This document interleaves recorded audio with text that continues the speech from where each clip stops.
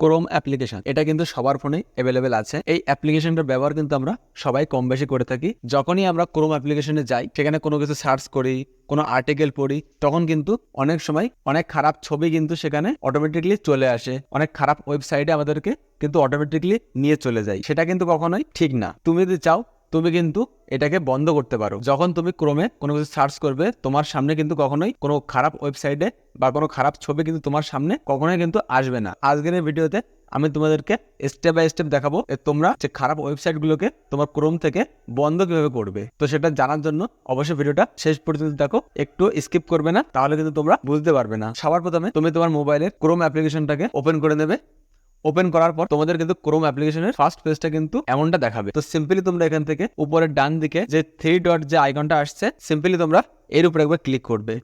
তারপর স্ক্রল করে একটু নিচের দিকে আসবে, এখানে দেখো সেটিংস বলে যে অপশনটা আসছে, সিম্পলি তোমরা এর উপরে একবার ক্লিক করবে। তারপর তোমাদের কিন্তু ক্রোমের সেটিংস অপশনটা কিন্তু ওপেন হয়ে যাবে। এখানে দেখো একটা অপশন তোমরা খুঁজে পাবে যে প্রাইভেসি অ্যান্ড সিকিউরিটি। তো সিম্পলি তোমরা এর উপরে একবার ক্লিক করবে। তারপর কিন্তু প্রাইভেসি অ্যান্ড সিকিউরিটির অপশনগুলো তোমাদের সামনে ওপেন হয়ে যাবে। তো এখানে কি করবে তোমরা, যে একটু স্ক্রল করে একটু নিচের দিকে আসবে, এখানে দেখো একটা অপশন শো হচ্ছে যে ইউজ সিকিউর ডিএনএস। এখানে অটোমেটিকলি আছে, মানে আমার ডিএনএসটা কিন্তু অটোমেটিক আছে। তো সিম্পলি তোমরা এই ইউজ সিকিউর ডিএনএস এর উপরে একবার ক্লিক করবে।